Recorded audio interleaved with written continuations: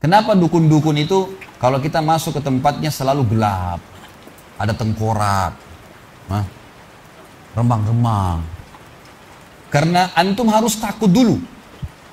Kalau ada rasa takut, bisa dikuasai sama dia. Tapi kalau tidak takut, gak bisa. Orang yang mau dihipnotis, kalau akidahnya benar gak bisa dihipnotis tuh. Setannya gak berani.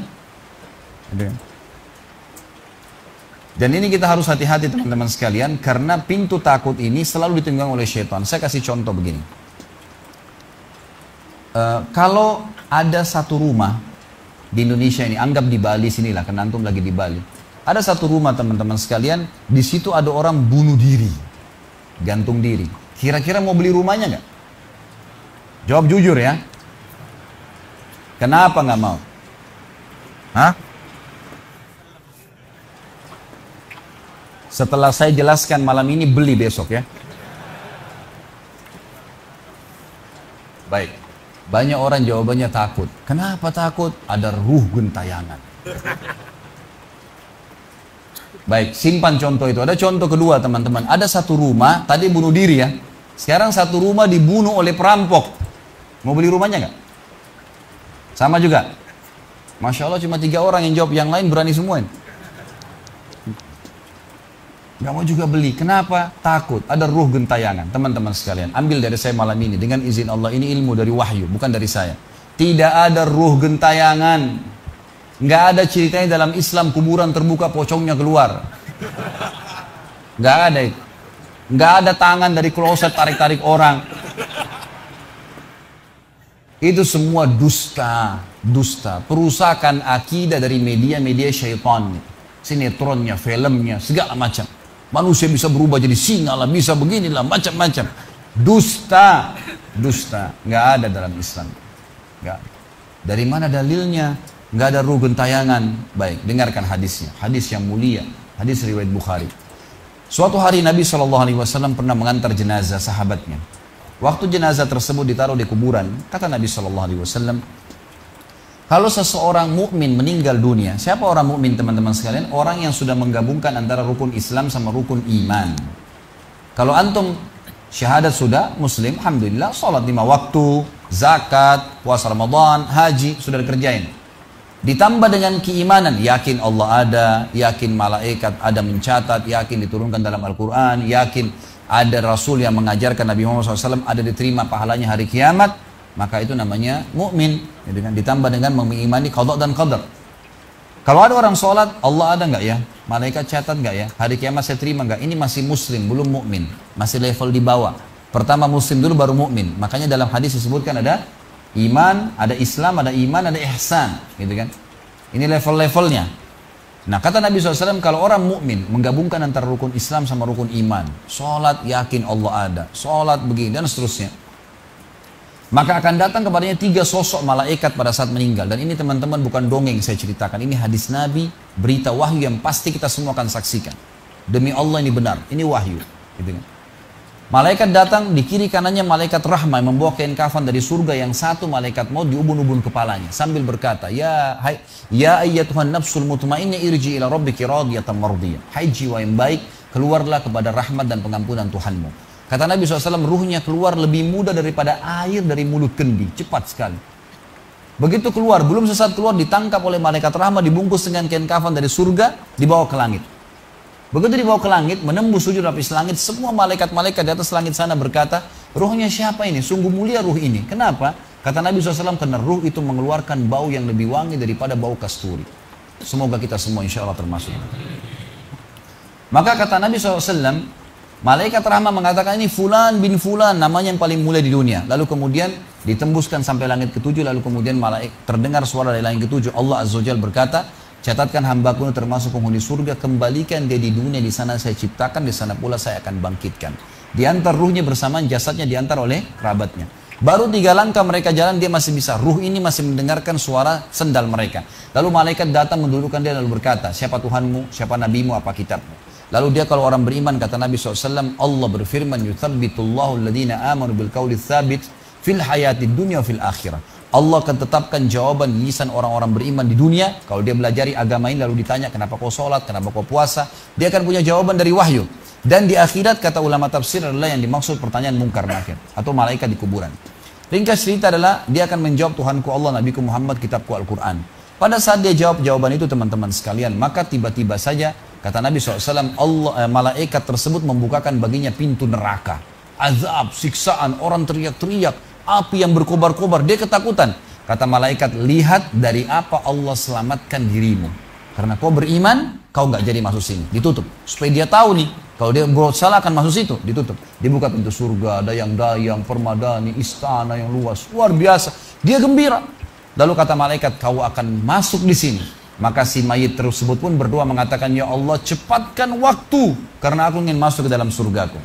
Lalu datang di sebelahnya orang yang tampangnya gagah, badannya bersih, wangi, saking sempurnanya kata jenazah ini, ruh ini berkata, siapa kamu ini? Sungguh sempurna ciptaan Allah pada dirimu. Maka dia berkata, diam dulu. Maka dia berkata, gitu kan? Dia berkata, saya amal soleh akan menemani kau sampai hari kiamat. Insya Allah setelah riwayat ini kita sholat.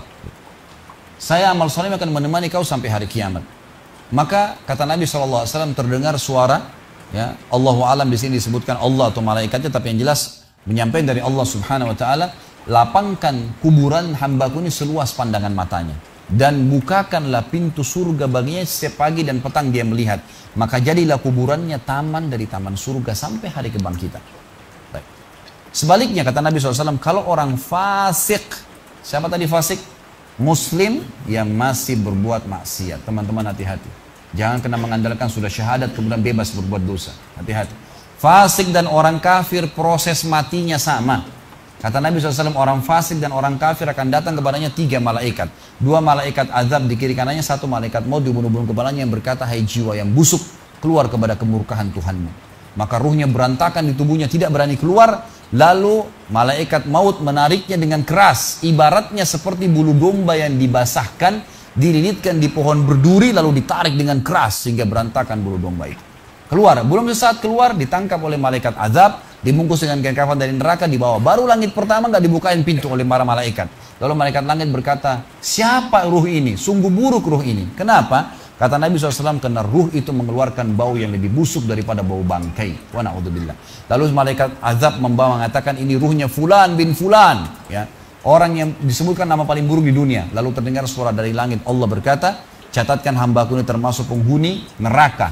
Di sana, kembalikan dia di dunia, di sana saya ciptakan, di sana pula saya akan bangkitkan. Di antara ruhnya bersamaan pengantarnya mengantar jenazahnya. Begitu masuk dan 3 langkah. Ya. Orang-orang mengantarnya lewat, malaikat datang mendudukkan dia mengatakan, siapa Tuhanmu, siapa Nabimu, apa kitabmu. Walaupun muslim, rekam baik-baik ini. Ya.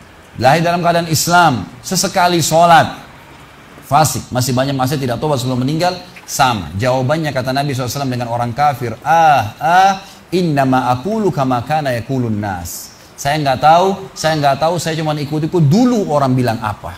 Nggak bisa jawab. Lalu kemudian dibukakan baginya pintu surga, dayang-dayang, permadani, istana, pemandangan yang luar biasa, gitu kan? Maka dia kagum, kata malaikat, lihat dari apa kau haramkan dirimu. Dulu kau bisa masuk sini, tapi kau tidak mau, ditutup. Dibuka pintu neraka, azab, siksaan, orang dipotong, teriak-teriak, kesakitan.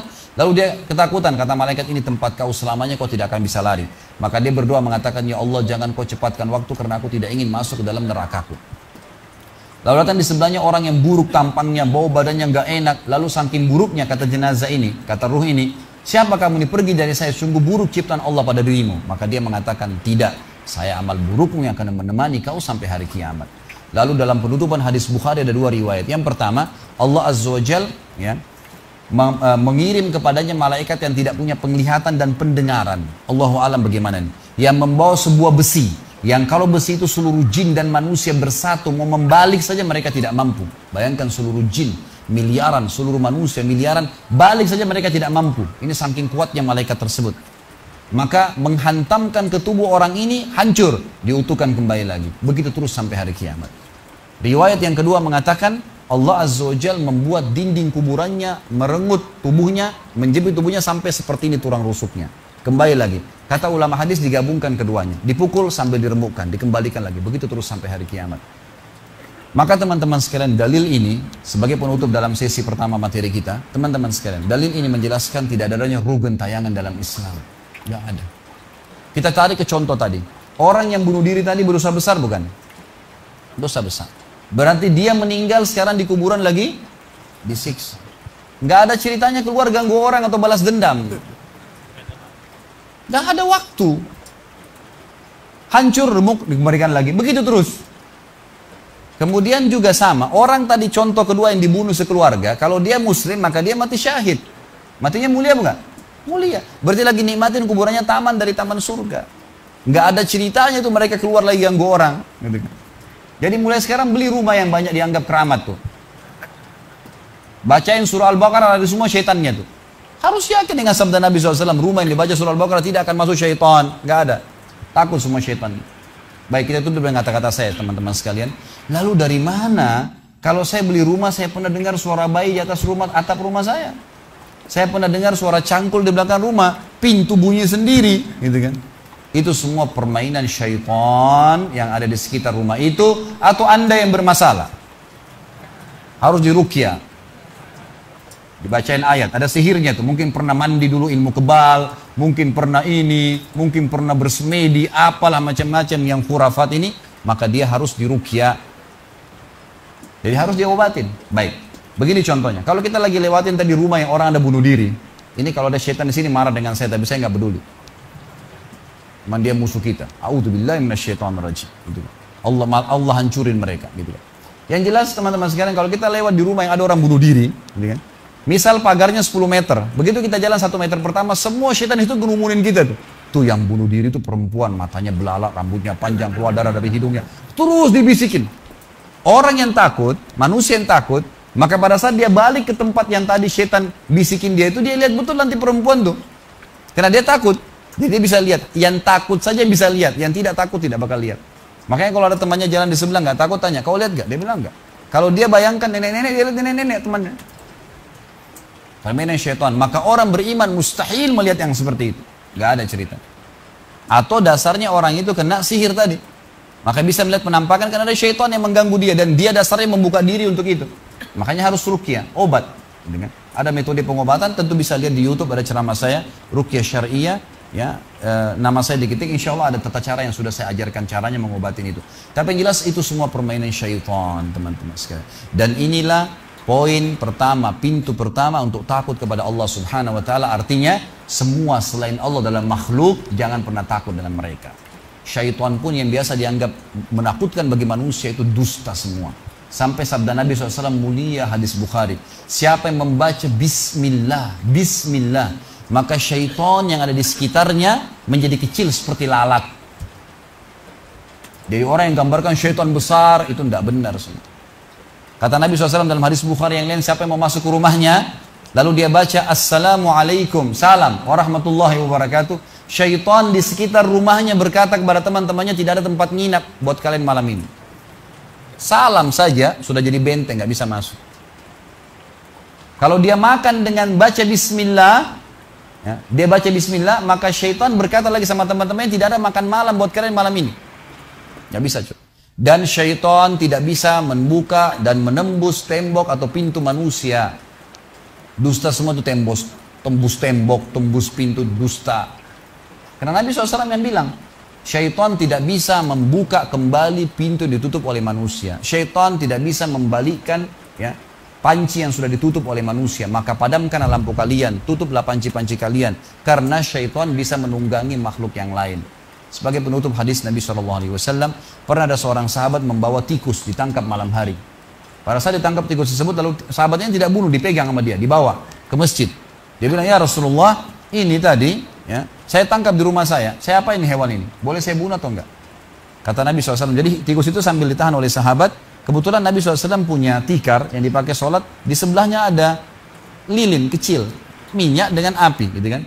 Lalu tikus ini sementara Nabi SAW bicara sama sahabat, lepas, menyentuh, ya, lilin Nabi SAW, lalu tumpah, minyaknya di sejadah, di tikarnya Nabi, terbakar. Kata Nabi SAW, sesungguhnya hewan ini fasiqah, fuwaisiqah, buruk, boleh dibunuh, gitu kan. Dan syaitan menunggangi hewan seperti ini untuk membakar rumah-rumah kalian. Tapi mereka tidak bisa membakar langsung. Mereka cuma bisa menggunakan hewan yang kebetulan lewat dan seterusnya. Seperti misalnya syaitan bisa menggoda manusia lain untuk mengganggu kita, gitu kan. Tapi untuk dia langsung tidak ada ceritanya. Itu semua tidak benar teman-teman sekalian.